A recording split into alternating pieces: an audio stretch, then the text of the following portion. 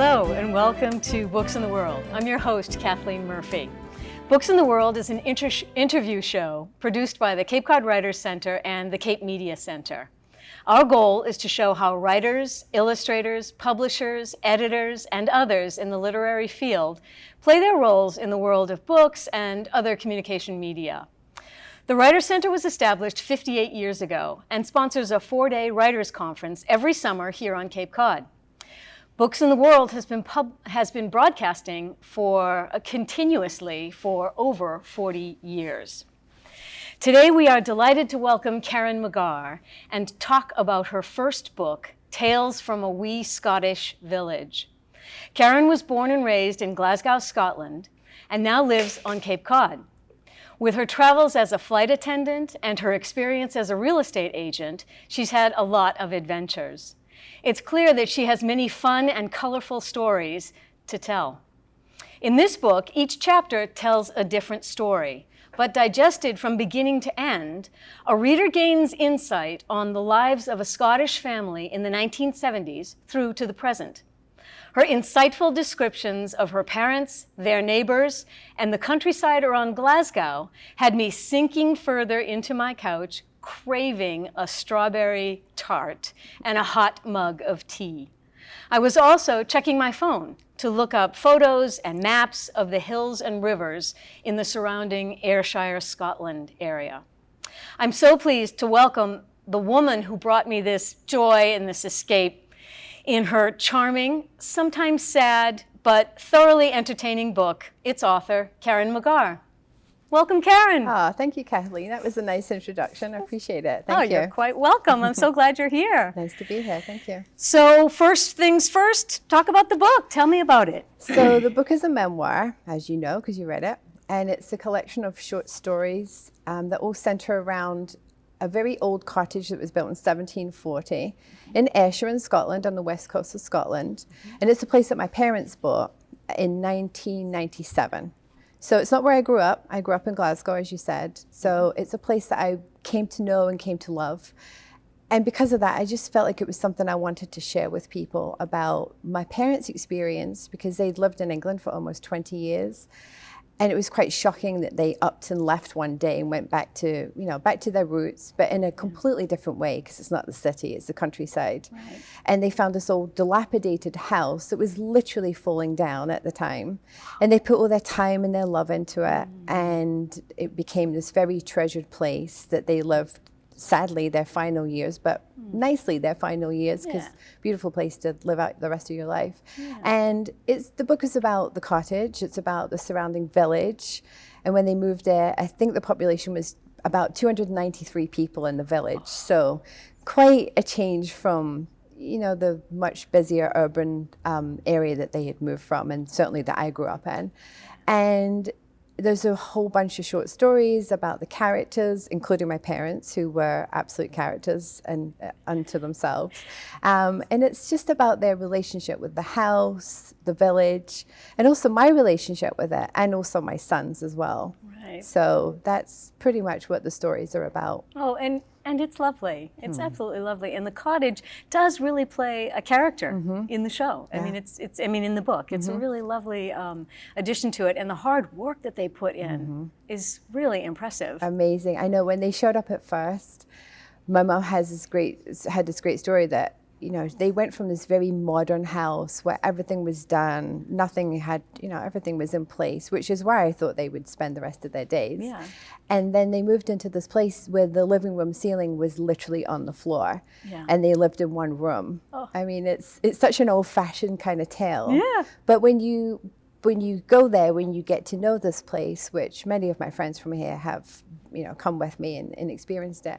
If you grew up in the United States and you think about Scotland, this is the quintessential picture that I imagine most people would think of: the stone cottage, the river running at the bottom of the garden, the double arched bridge. It's so just charming, so absolutely charming. And those gorgeous Scottish accents were running through my brain as I was, and some of it you did, the colloquialism, you wrote it in such a way that I could read it and I could hear the accents, and it was so charming. I loved it. Yeah, thank you. Really, really yeah, it's important to include that because if you have an Esher accent and you have a Glaswegian accent, they're completely different. Ah, okay. So it's important, I think, if you're writing about a place, to introduce that, just to make it more authentic. Yeah. Because otherwise, everybody sounds the same. And in different places, especially in the UK, there's so many different accents. And you can go from one village to the other where, you know, you're 5 miles away and there's a different accent. And I think that's so fascinating. Yeah.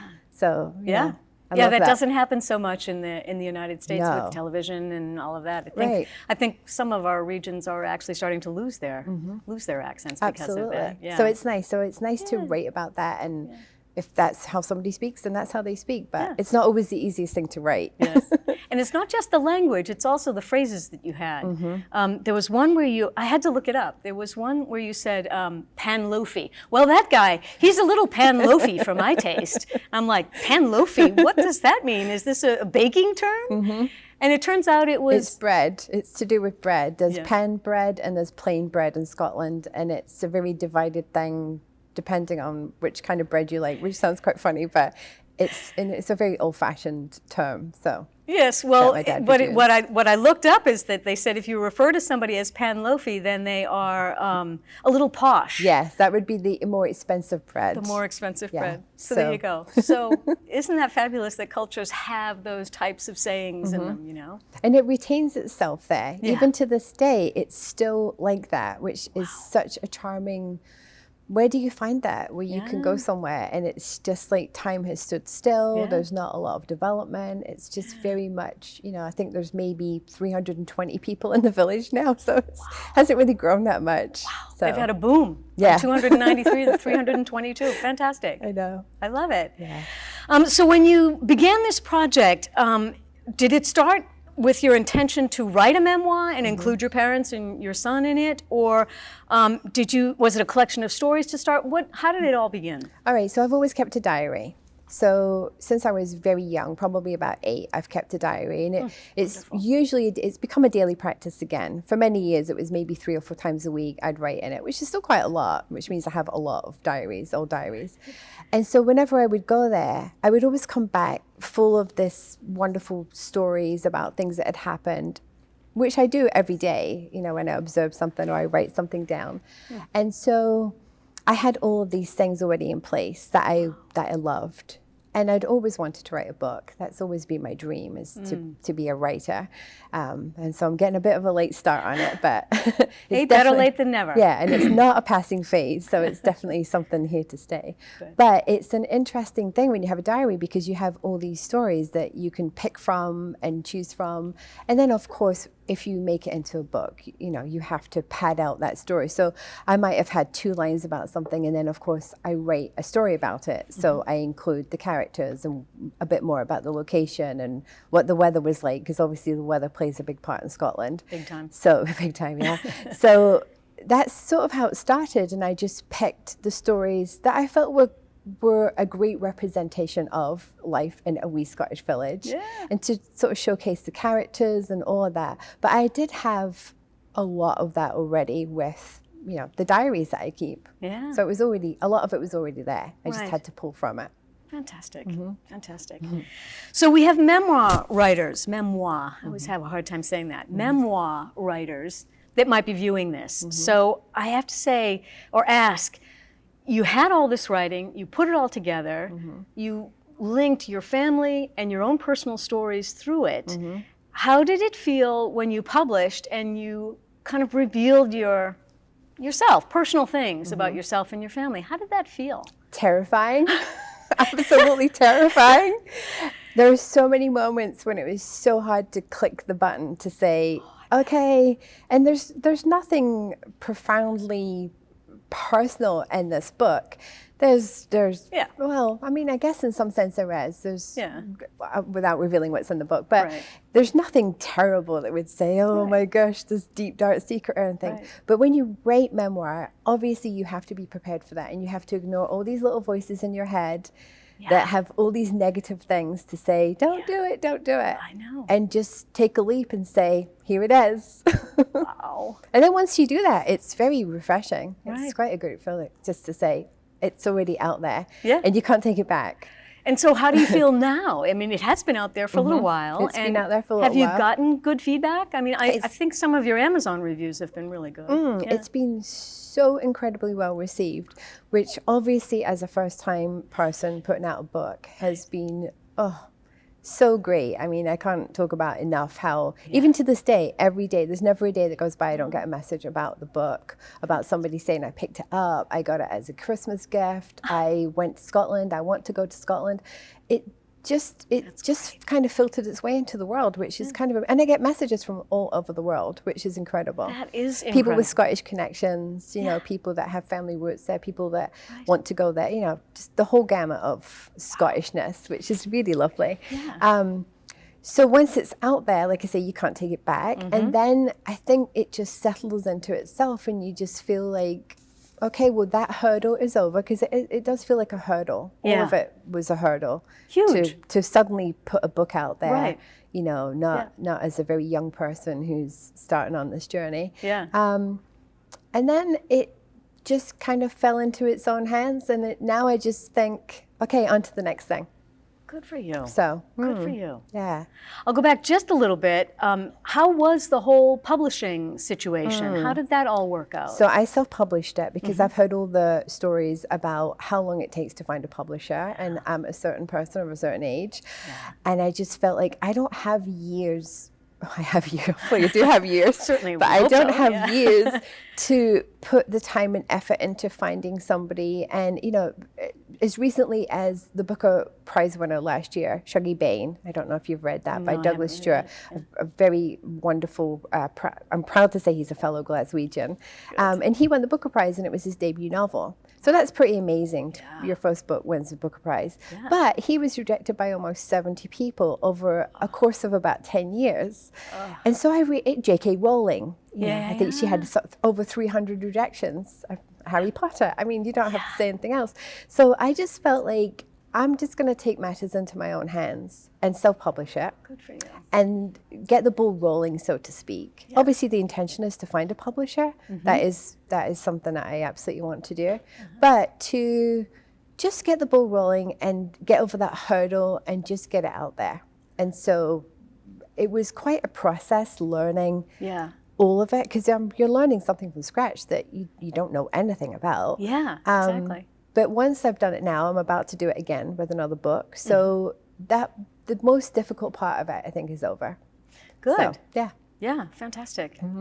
It gets me thinking about that, because we do have self-published people that are here on the show, and we also have published people that are on the show. So self-publishing has changed over the last decade and become more mainstream. Absolutely. You know? I think Amazon probably did have some sort of effect on that. I think so, and it's so far-reaching because obviously it reaches all over the place. So that kind of helps to get it into the hands of people that you know might not have initially got it if you weren't in self-publishing. So who knows? Yeah. Really, really interesting. So separate from the book, you've lived in a few places, or? Just really in Scotland and England and the UK. Okay. So when I was 14, we moved from Scotland to England, which felt like a monumental thing. And if you're in the United States and you move 500 miles, it's probably not such a big deal. But in the UK, that's a pretty big deal. Yeah. Especially from Scotland to England. It was 1981 when we moved. Very different climate in Scotland to what it was in England. Yeah. So that felt like it was a big move. Right. So, and then when I was 26, I moved to the United States. Wow. So a long time ago. So you are a naturalized citizen, or you're an immigrant? I'm an immigrant. I was, like I said, I came over in 1993, and I moved to, I lived in Onset initially, but only for about 6 months. And then we bought a house in Mashpee, and I've been in Mashpee ever since. Oh, wow. I love it. Long time. And the process, it doesn't happen right away that you become a U.S. doesn't. citizen. Yeah. It doesn't. So it took about over a year to get a green card and be able to work. And I was still working as a flight attendant then. So the first year that I was married, we didn't live together in the same country. We weren't even in the same country. I was flying around the world. So we spent our first year of marriage, you know, with me flying around the world. Wow. And my husband was in the Coast Guard then. So he was, out at sea on a ship somewhere. Wow. So we were very much, Yeah. Not together that Ships much. in the night, Yeah, yes. ships in the night. Yes. Absolutely. Literally. Yeah, literally. We literally were. And then when I moved here, obviously, I came to stay, which was a massive transition. I bet. It really was. I mean, when you move 3,000 miles and you leave everything and everybody that you know and love behind, and you come to a place where essentially the only person you know is your spouse. Right. It's pretty trying. I can't imagine. Yeah, was Cape Cod kind to you? Yes. Oh, phew. Yes. Incredibly, yes. Good. Incredibly kind, and continues to be incredibly kind. Good. But it was still a huge change. And even though I'd been a flight attendant, and unlike most people, I'd been exposed to a lot of American life because I'd been traveling back and forth to the States for many, many years. Right. But it was still a big difference. Because when you come to a place and that's it, you're not leaving, you're not on a trip, you're not packing your suitcase to go home. Yeah, it's not a vacation. It's not a vacation. It's such a different feeling. And even when you come into the country at first, through immigration, and you have to have an interview. Yeah. And right from the get-go, from the minute the plane lands, there's this real feeling of you're not going back. No. Or you could go back, but hopefully you won't go back because it'll all work out. And it hasn't worked out, so that's good. So when you settled here and you did go back to Scotland just to visit, and then you would come back here, what would you carry in your suitcase that you had to have from Scotland and you had to bring to the United States? Okay, so always things with sugar in them. Scottish sugar. Yeah, Scottish sugar, which actually does taste different for some reason. I would always bring back, they're called caramel wafers, which I don't think I would talk about them in the book, but I love them. You talk about a thing called strawberry tarts. Strawberry tarts. And tablet. Tablet. Tablet is just basically sugar. Yes. It's just basically a slab of sugar. Yeah, I read about it. It said it was like more brittle than fudge. Yes. But it's a caramel color, and it's just, they must and it pour melts out in your mouth. It literally it's put it on your tongue and it melts in your mouth. So wonderful. I would bring that back, and I would bring back all kinds of, it's funny, I haven't been there for a couple of years and I'm already sort of forgetting all these things about what do I bring back, but stuff with sugar. Yes. And quite a lot of it. Exactly. Because you need that comfort, Yeah. When you've grown up there, you need that comfort with you, even though you're not living there anymore. Right. Luckily, you were able to go back and forth. Oh yeah, always. Yeah. I've always had really retained my absolute connection to there, which I love. And I love the fact that I can go there and be very comfortable in that world. And then I live here and I'm very comfortable in this world. It's such an amazingly fortunate it's wonderful. thing to have. I think it really is. Yeah. To travel within like the two worlds. Yeah. So and having two worlds to travel broadens your horizon and absolutely gives you a different perspective on things. Yeah, it really does. So you have another project as well. Yes. Yeah. So I am about to publish my second book, which is very exciting. That is exciting. I haven't actually made a formal announcement about it yet. Oh, so is it today? Is this it? Yeah, why not?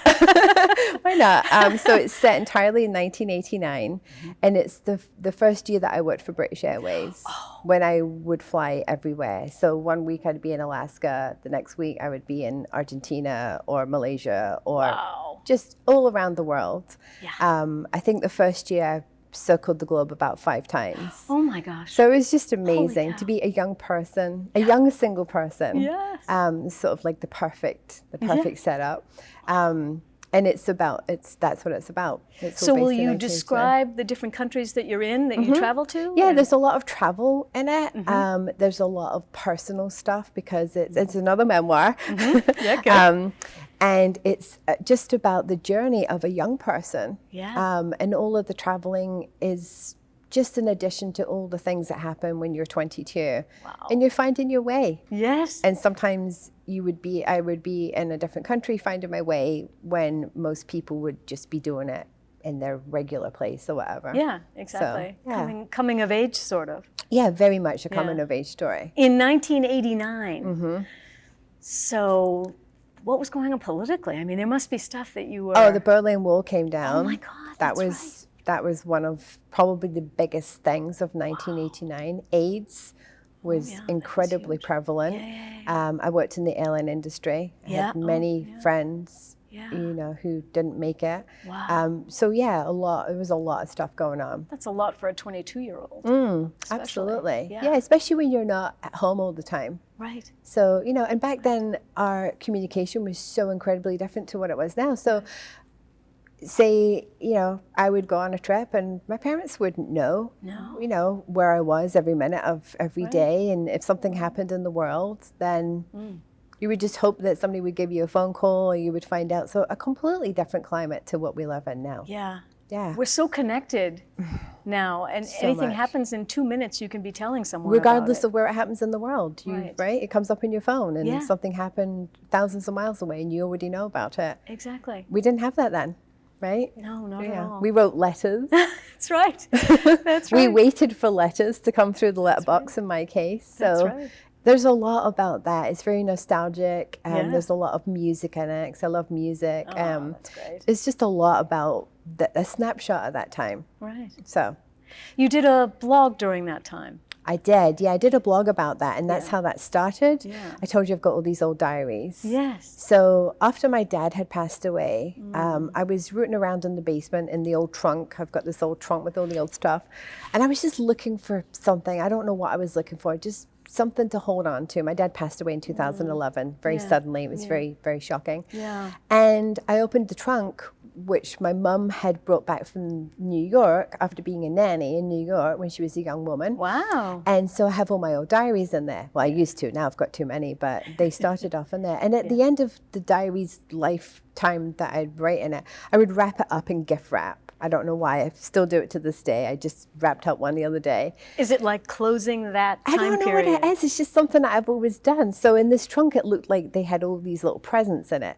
And my son said, "Oh, who are they for?" Not knowing. And I said, "Oh, it's my diaries." Yeah. And it was just this thing, I don't know what I was looking for. And I just opened one because I've never opened them again. Yeah. And the first one I opened was 1989. Oh, I love it. And I pretty much read the whole thing in about 2 days. Fantastic. And it was so fascinating to have everything in my life that had happened every day for a whole year was in those pages, the good and the bad. Wow. So that was kind Talk of about source material. Absolutely. And then I panicked and I thought, what if something happened in the basement or there was a fire or a flood or something monumental happened and I lost these? So I started just typing all the pages basically. Yeah. And that's how the blog started. And then it kind of went from there. Yeah. Oh, I love that. That So- is great. And you had a lot of followers with your blog. You had a lot of people that it were. was amazing. And again, from all over the world because it's far reaching. Yeah. And I actually had continued it for about 3.5 years. Yeah. So this book is all set in 1989. So hopefully, obviously I've changed a lot of things in it because it's, you know, I didn't want it to be exactly the same as the blog. Right. But it's true, day to day, everything that's in those pages is what happened on that day. If I say I went to, you know, Bangkok on that day, I went to Bangkok on that day. That's incredible. Yeah, it's pretty amazing. That is So everybody should keep a diary. I think so. Write it all down. I totally agree. I totally agree. So have you unwrapped any of the others? I've unwrapped probably about a dozen of them. Wow. And I never had dates on them, so it was all very random what I would open up. Wow. So then I opened up 1990 because I had to scout through tons of them. Yeah. Fortunately, I remembered the shape of it because it was an unusual shape. Oh, so okay. that's the only reason I knew it was. Otherwise, I would have, you know, literally hundreds of books to open up. That's amazing. Yeah, it's pretty amazing. It's So like you were writing to yourself in the future. it's just something I've always done. When I think it was 8, my Nana gave me the little diary. Do you remember the diary with the Yes, flimsy little key? Yes. And I thought that was the best thing ever. And I put all my secrets in there, my 8-year-old secrets. And I'm an only child, and I always felt like, you know, as an only child, your parents they're right there. Yeah. There's no siblings. There's nobody else to put their attention on. It's just you. Right. And so I would open this little thing and I would lock it up, and I just thought that was the best thing ever. most and wonderful thing in That's the kind of world, how it all started out. And then that was like my little secret world. Yeah. You know. And Magic. Absolute magic. Absolute magic. I cannot wait to see this book. It sounds like it's going to be fantastic. Thank you. I hope you'll come back on and tell us about I it. would love to. That would be great. Thank you. That would be great. So this next book is your next project. This is the thing that's coming out sometime this year, hopefully. Oh, it'll be out next month. Oh, Fantastic. That's great. That's February. So Yes, that'd be February. great. And where will we be able to follow you through this process? All right, so Facebook, Karen McGarr on Facebook. I have an Instagram account, Okay. Karen McGarr on Instagram. Okay, so that's either great. of those two places. Okay. And the book is available to buy at Titcomb's on Okay. 16 Sandwich, Okay. my favorite bookshop. Yes. And at the Sandwich Arts Alliance. Okay. And also in Falmouth at Oh, that's the great. 8 Cousins in Falmouth. Oh, that's great. Yeah. So I'm hoping the new one, they'll be kind enough to, to sell the new one. They've all been very kind. The local bookshops, I mean, it's just They're amazing, aren't they? amazing. Yeah. It's so wonderful that we've got so many on Cape we're Cod. so lucky to have all of that support. Yeah, it's really quite a community. And you're going to be learning more about it as you get involved in the Cape Cod Writers Center. I think. Definitely. Yeah, that's good. So we know that we can get at local bookstores, we can get your book. And we have Amazon Oh, of course, or I forgot to say Amazon, but it's on Amazon as well. Of course, exactly.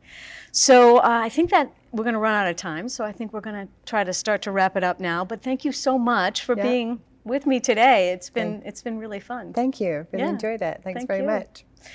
So if you enjoyed this video and you'd like to see more, you'll find links to this and other interviews that we've done on our website, capecodwriterscenter.org, and through our Facebook page and on YouTube. So thank you so much for being here today, and I hope you enjoyed Books in the World, and we'll see you again next time. Thank you very much.